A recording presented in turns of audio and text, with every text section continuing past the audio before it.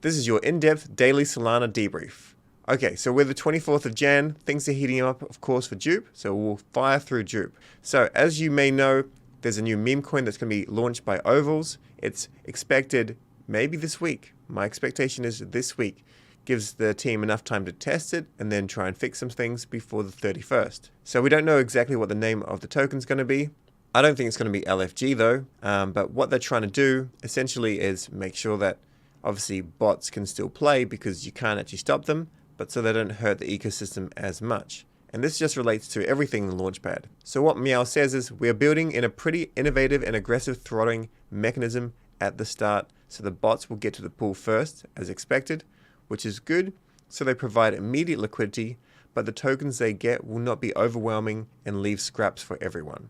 So what can essentially happen with meme coins or any launch actually is, let's say you seed it with 1 million meme coins and you put in 100 SOL. Then if you come in with 50 SOL, you can buy up half the supply. And then, one wallet has half the available liquidity pool supply. And this happens all the times. Then what they do, if it's hyped, they'll sell it back to you. And let's say, 50 SOL, let's say it's worth 5 grand.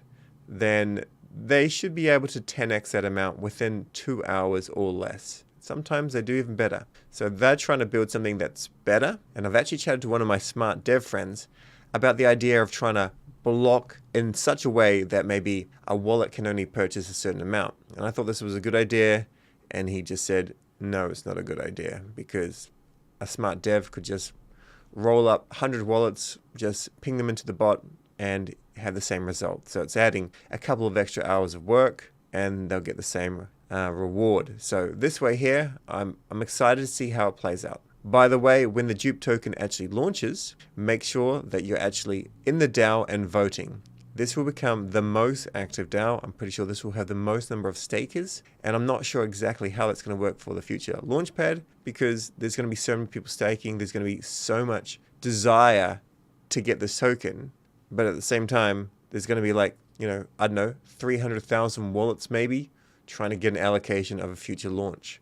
So I'm not sure how that's going to work, but one thing for sure is actually vote on things, and we'll cover them every time there's like a vote coming up.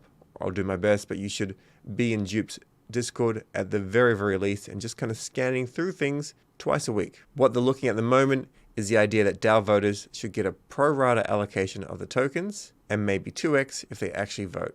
I don't know yet. Still keeping with Dupe, if you went and actually filled out the Good Cats form, like last month, I mentioned it a couple of times, then so you had to contribute before November 2nd. In late December, you had to actually go and fill out this form. You can go and click on the link, goodcats.dupe.ag. This is a legitimate link. You can log in with the wallet that you used to submit the form. I can't remember mine, so I have to find it out. And then it will tell you if you got like 1,000 or 2,500 or something like this. Or maybe you got nothing. I don't know what I got, so I'll check that later and I'll let you know tomorrow. Drift points are now live with drift.trade. I love drift.trade.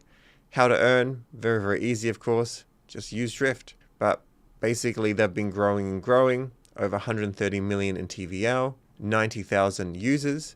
That's 90,000 addresses, right? So maybe that's like still 50,000 users, maybe less, maybe more, unsure there. But 5 billion in volume. Actually, 50,000 users probably not going to be the likelihood. Maybe it's like 20, 15 to 20.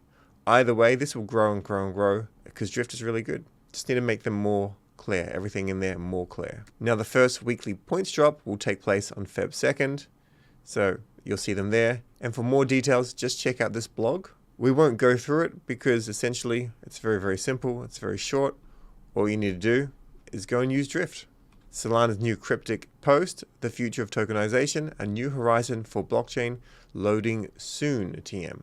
I'm assuming this relates to real world assets and maybe the ability, I'm not sure, but like to take it and then redeem it in a particular fashion. And then, I don't know, it removes it from the supply. But it says the future of tokenization. I don't know if it's going to have a new token standard or if it's just referring to real world assets in general. Either way, this you'll see later part of this year, and definitely next year, of a lot of real estate stuff coming onto the blockchain, and then you can buy a tokenization aspect of it.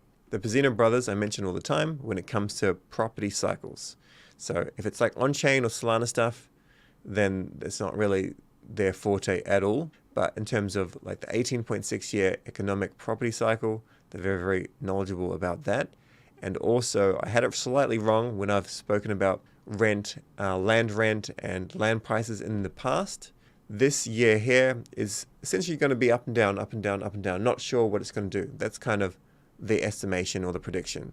Whereas 2025, 2026, that's going to be the winner's curse time. So that's when we're actually likely to see prices go crazy, crazy. And when things start to go up, a lot more projects will ship stuff onto the blockchain. And then later, when we've got more data, we'll be able to predict, hopefully with some sort of certainty, and not financial advice, of course, but some sort of top. When we have that top, that's when you have to think about hedging your positions or getting out of them or taking profits or what have you. Long story short, this here, if it is real world assets, then this is going to take off, but it's going to be built out over the next part of the year, and then it will be far more relevant next year, in my opinion. Introducing Magic Eden rewards. I've hinted at this for a few days, but didn't have all of the details, and now we do. So giving back cross-chain, but starting with Solana. Of course, the goal is to, really look after Ethereum and Bitcoin ordinals, and also to look after Polygon and any other future chains they jump into. I'm not sure what Magic Eden's plan is, but maybe if gaming kind of heats up, they might jump onto Immutable X, something like that. Whatever they like. Either way, go and get started. Go to Magic Eden IO rewards and make sure you have 100% loyalty to receive double the diamonds. That's your first step, and from there, you'll see how you go. One thing though is the best way to get rewards is by using Magic Eden daily, not buying magic tickets. So if we go here and if we have a look at magic tickets, we probably would have seen a nice fall in floor price. We have indeed. I think they're up around 4 point something sol, and now they've kind of come on down. Nothing too crazy, but you can see the speculation. Whoop, up, crazy buy up there, and now we're down. So the magic tickets, I believe all the royalties go to the DAO, and we won't connect our wallet. I don't have a wallet here that's suitable. But of course, the goal for Magic Eden is more volume, and that's how they're going to be rewarding you. By the way, the DJ and Ape Academy have a strategic partnership with ME, and for the next 48 hours, if you are going to be buying or selling Degenerate Ape Higher Self or Degenerate Drop Bear collections, you have a 50% boost in diamond rewards. So if this is the time when you want to sell, or if this is the time when you want to jump in, maybe this is the right place for you to do it. And in response to this, Tensor is coming out with more and more things. Now, I've done a tutorial on Tensor, I've done a tutorial on Magic Eden. I don't use Tensor very often. I don't have a Tensorian, I don't have really any skin in the game. I like what they're doing, but I find the marketplace is a little bit more catered for degens and not the newbies. And at the same time, their early point system made it very unclear if you're actually going to get anything. So it was like, use it and hope. And in the end, I actually didn't get anything. And I used it a fair amount. But nevertheless, new Tensorian raffle, I'm just keeping you up to date with things, right? So 1 a day for 30 days. So I believe this was just like 3 or 5 of them. And now it's 1 a day for 30 days. So they're just going in crazy. Now, this is a price lock feature. So you can pick an NFT, you can go long or short, and then you're all good to go. There are NFT lending dApps that also jump into this, and I guess they've integrated it here. But this is certainly a good thing to try and short something if you think it's going to go down. But just be aware this is a little bit degen, so to just be safe with it. And good luck to getting a Tensorian. The Solana Mobile 2 leaderboard is out. Leaderboards are just, I guess, a system for promotion. And I don't think I'm going to get very high up here. But I do have a code. If you want to go and get yourself one of these, I suggest you buy using USDC. And then that way in the future, it'll be easier for people to take a snapshot of anyone that's basically sent funds to that wallet. It's 450 USDC and it's shipping estimated mid-2025. I've ordered one and I may get another one myself. Onto the Pyth Network. The Pyth Network I'm very, very bullish on. I've made quite a few videos on it. I don't really know if the tokenomic value is going to go up, but my expectation is yes. And I think it is better in many ways than Chainlink, and it will get better and better. So daily active updates.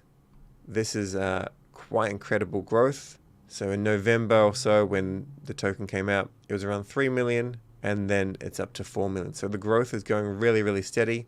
It won't be long before it's 10 and then 15 million. By the way, if you're using Sonar.watch, so I use Step.finance and Sonar.watch to see my positions, like what I've got in liquidity pools, what I've got staked, what NFTs are in wallets, that sort of stuff. You can now also track your Pyth and see what's staked there as well. And stakers and governance participants can now map their ERC wallet addresses to their Solana addresses. ERC is Ethereum, and then SPL, of course, is Solana.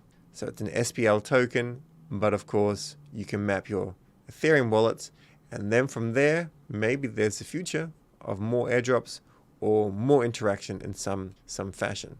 So an actionable is go and do this if you're actually staking your Pyth. On the subject of staking your Pyth, go and stake your Pyth. So Sniper says, you're telling me there's a ETH L2 doing an airdrop and happens to be using the Pyth Network data. And that is Blast Network. Now, I am not actually on Blast.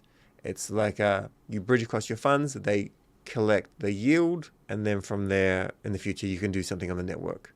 I want to make a kind of a video on all the L2s and my thoughts on them. So I'm certainly not an expert on EVMs, but I feel if you're going to airdrop farm on them, and if you're willing to lose to gas and stuff like that, fine. Now, there are some that I think are going to do really well, like Immutable X for gaming. That's going to do well. However, they've already done their token launch in the last cycle. They raised a lot of money.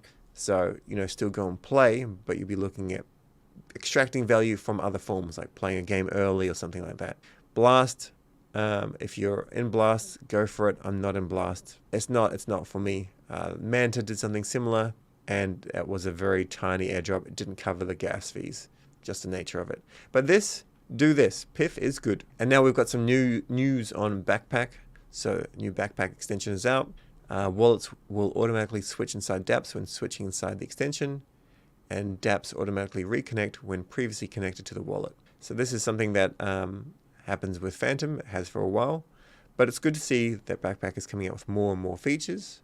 I may use this in the future sparingly or when I need like a dedicated RPC, but my go-to is still Phantom. It works better. It's worked better for a lot longer, and it's very good to have multiple wallets, of course, but Backpack still needs to improve some things. And just as a reminder to go and stake your SOL. Staking your SOL, if you're not doing this, then you're actually losing out to inflation. And you can go and put in the amount of SOL you've got, and you can see what you're expected to get per day, per month, and per year. 1,000 SOL is quite expensive, $100,000 of course, but you would be getting some decent rewards. So make sure you stake your SOL, and if you have any questions, go and check out the frequently asked questions, or just ping us and we'll look after you. Also, remember to stay tuned for Dupe news. As soon as Dupe news comes out regarding that Ovals meme coin launch, I'll let you know as soon as I can, just by quickly just posting something without any editing. So make sure you've got bell notifications on, but also just stay tuned to their Twitter as well. Stay curious, and we'll catch you tomorrow.